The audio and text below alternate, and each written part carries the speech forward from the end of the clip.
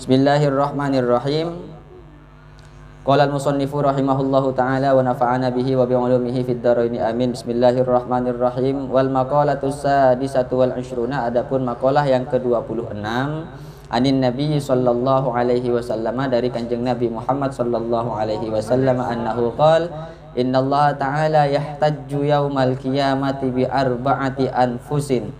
Sesungguhnya Allah Subhanahu wa ta'ala yahtajju, ialah berhujjah, berargumen siapa Allah, yaumal qiyamati, nanti di hari kiamat, bi arba'ati anfusin, dengan 4 jiwa, ai ashkhasin, dengan beberapa jiwa, dengan 4 beberapa jiwa, ala arba'ati ajnasin minan nasi, atas 4 beberapa jenis, minan nasi, dari kalangan manusia.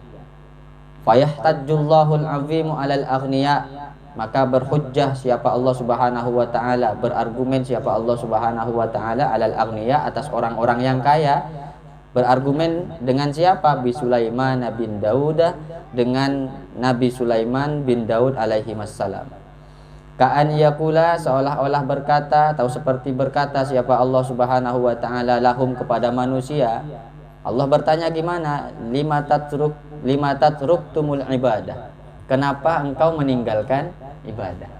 Ini pertanyaannya Allah. Lima taraktumul ibadah, kenapa engkau meninggalkan ibadah? Fa in qalu, maka jika menjawab siapa mereka, nahnu masyghuluna bil amwali, sesungguhnya adapun kami ialah sibuk, bil amwali, dengan dunia, dengan harta, wa bil mamlakati, dan juga dengan kekuasaan. Qala Allahu lahum, kemudian menjawab siapa Allah lahum, kepada mereka, fa ayyu mamlakati akbaru mim malakati Sulaiman, lalu lebih besar manakah kerajaanmu, kekuasaanmu, derajatmu, ketimbang derajatnya atau kerajaannya Nabi Sulaiman. Wa ayyu malin aksaru mim malihi, dan lebih banyak manakah hartanya Nabi Sulaiman ketimbang hartamu. Wa huwa lam yatrukil ibadah, sementara Nabi Sulaiman tidak meninggalkan ibadah. Ini luar biasa sekali. Ini untuk kita yang biasa berargumen sibuk. Ini pertama. Yang pertama, Allah nanti di akhirat akan berargumentasi ketika kita ditanya oleh Allah Subhanahu wa ta'ala, yauma tashhadu arjuluhum bima kanu yaksibun. Ketika mulut kita diikat atau ditutup oleh Allah Subhanahu wa ta'ala, maka kaki dan tangan kita lah yang menjawab pertanyaan Allah. Yang ditanyakan pertama kali persoalan harta, persoalan dunia yang dikerjakan, yang dicari oleh kita. Allah berargumen dengan argumen membawa kekasihnya, yakni yang pertama Nabi Sulaiman. Kita tahu pasti Nabi Sulaiman ini adalah salah satu nabi yang diberi kerajaan istimewa oleh Allah Subhanahu wa ta'ala. Bahkan diceritakan bahwa kerajaan beliau ini sampai separuh dunia, bahkan sampai kepada Indonesia. Dan Indonesia saking bangganya juga ngeklaim bahwa kerajaan Nabi Sulaiman ada di Indonesia. Di mana itu? Di Sleman katanya. Sleman itu Sulaiman. Itu terbukti karena memang menurut penelitian mereka, Borobudur itu singgasananya, sehingga di beberapa jarak dari Borobudur itu ada kerajaan namanya Ratu Boko, yang itu dikenal dengan Ratu Balkis, menurut orang-orang Jawa yang menganggap bahwa kerajaan Nabi Sulaiman terletak di Nusantara, di Jogja, ya, Yogyakarta, terletak di Jogja. Nah, ini menunjukkan apa? Saking besarnya kerajaan Nabi Sulaiman alaihi salatu wassalam. Saat itu saking wibawanya Nabi Sulaiman sampai bisa berkomunikasi dengan hewan, bahkan dengan jin sekalipun Nabi Sulaiman bisa berkomunikasi. Ayat yang populer saat beliau mengutus burung hudhud kepada Ratu Balkis untuk masuk Islam, yang berbunyi innahu min Sulaimana wa innahu bismillahirrahmanirrahim ala ta'lu alayya wa atuni muslimin. Ini ada fadilah tersendiri. Salah satunya adalah fadilahnya untuk derajat, untuk kederajatan. Di sini saya cari-cari fadilahnya juga disebutkan. Dikatakan kalau orang yang sering ngamalkan innahu min Sulaimana wa innahu bismillahirrahmanirrahim ala ta'lu alayya wa atuni muslimin, khudiat lahul muluk wal jababiratu minal jinni wal ins. Artinya orang-orang angkuh, baik dari kerajaan, baik dari kalangan manusia ataupun jin, akan tunduk kepadanya kalau orang yang suka mengamalkan innahu min Sulaiman wa innahu bismillahirrahmanirrahim. Bisa nggak digunakan untuk kerejekian? Dulu saya pernah dapat juga ijazah innahu min Sulaiman wa innahu bismillahirrahmanirrahim. Ini untuk penarik rezeki. Ketika dibaca ba'da subuh sebanyak 313 kali. Jadi setelah sholat subuh wiritan ini yang dibaca. Innahu min Sulaiman wa innahu bismillahirrahmanirrahim ala ta'alu alayya wa tuni muslimin. Ini dibaca 313 kali baru kita berangkat. Mau yang mau ke pasar silahkan ke pasar. Insya Allah laris dagangannya. Dan yang paling nyata bahwa ini bisa menarik rezeki ketika kita buat ukiran. Kita tulis, kita buat ukiran, kemudian kita jual. Dan benar-benar menarik rezeki itu.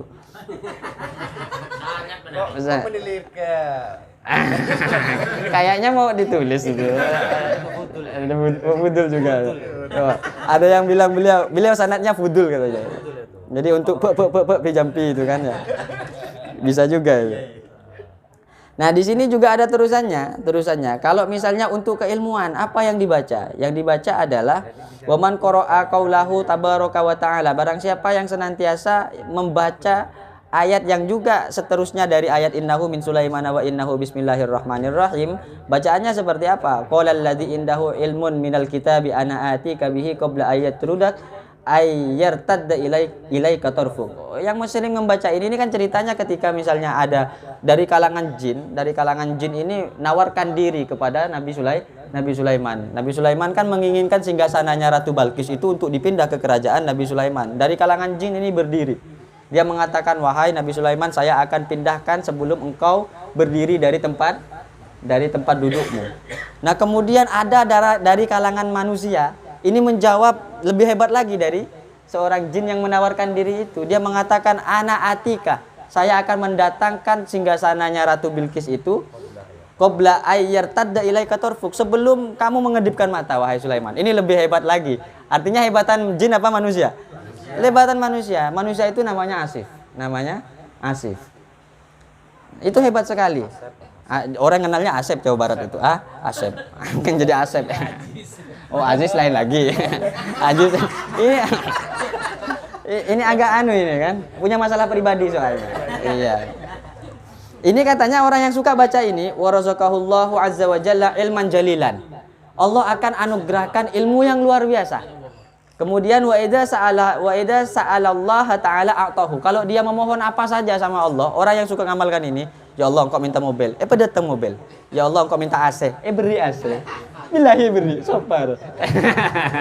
Cek macamnya beri. Engkau tak mual kok. Ini karena ngamalkan ini waktu itu kan. Ya Rahman ya. Insyaallah. Nah, ini hujahnya Allah pakai Nabi Sulaiman.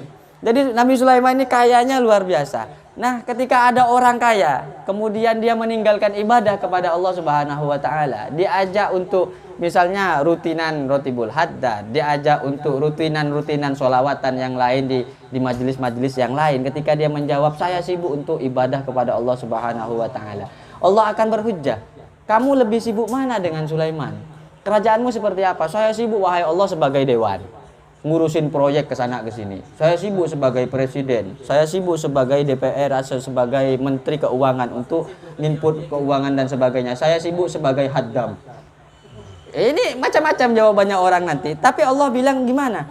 Allah bilang, lebih sibuk mana atau lebih besar mana kerajaanmu dengan kerajaannya Sulaiman? Lebih banyak mana hartamu dengan hartanya Sulaiman? Tapi Sulaiman tidak pernah meninggalkan ibadah. Ini kan malu kita. Kita akan malu di hadapan Allah Subhanahu wa taala. Kemudian yang kedua, wa yahtajjullahu taala 'alal 'abidi bi Yusufa. Allah berhujjah atas hambanya yang meninggalkan ibadah, berhujjah dengan Nabi Yusuf. Ka'an yaqula lahum, Allah berkata kepada orang-orang, lima taraktumul ibadah. Kenapa engkau meninggalkan ibadah? Fa in qalu, maka jika mereka menjawab, nahnu masyghuluna bi khidmati sadatina. Ini engkau sibuk, saya sibuk wahai Allah berkhidmah, ngebulah kepada tuan-tuan kami. Yang santri ngebulah ke kiai sampai sibuk tak ibadah ke Gusti Allah Subhanahu wa taala. Kemudian misalnya yang lain-lain mengabdikan diri, sibuk sebagai anak buah OB misalnya kan, office boy. Saya sibuk Gojek, ya kan, takut dimarahkan sama bos. Saya sibuk macam-macam lah, mau nyebutkan siapa lagi. Silakan disebut semua. Ya kan? Saya sibuk sebagai anak buah lah intinya ini. Bi khidmati sadatina. Saya melayani tuan saya berkhidmah kepada bos saya. Allah menjawab, Abdi Yusuf tahta azizi Misri wa mraatihi, bahwa hamba saya Yusuf itu berada di bawah naungan atau berada di bawah kementeriannya seorang raja dan sama istrinya. Artinya Yusuf ini menjadi budaknya seorang raja dan istrinya. Yakni siapa? Zulaikha. Tapi Yusuf tidak pernah meninggalkan ibadah. Nabi Yusuf senantiasa melayani raja, dibawakan buah, kemudian diangkatkan buah, dipotongkan buah, dimasakkanlah raja. Tapi Nabi Yusuf tidak pernah meninggalkan ibadah. Ini kadang yang terjadi bagi kalangan pesantren, kok sibuk nolongi kiai, kok sibuk abentuk kiai. Padahal kiainya tidak pernah nyuruh untuk meninggalkan ibadah. Ini sampai kerja ndak berhenti, sholat pokoknya tembus. Ketika ditanya saya sibuk mengabdi kepada kiai, maka Allah akan menjawab, sibuk mana kamu dengan Yusuf? Yusuf itu juga mengabdi, tapi dia tidak meninggalkan ibadah. Nah, kemudian yang ketiga wa yahtajullahu ta'ala 'alal marda bi Ayyub. Allah berhujjah atas orang-orang yang beralasan, kenapa kamu tidak ibadah? Saya sakit wahai Allah. Allah berhujjah dengan Nabi Ayyub alaihi salatu wassalam, ka ayyakula lahum lima taraktumul ibadah. Kenapa kamu meninggalkan ibadah? Nahnu masyghuluna fa in qalu nahnu marda. Maka ketika mereka menjawab saya sakit wahai Allah, Allah akan menjawab lahum indi. Allah menjawab kepada mereka, abdi Ayyub maradon syadidan. Saya punya hamba namanya Ayyub.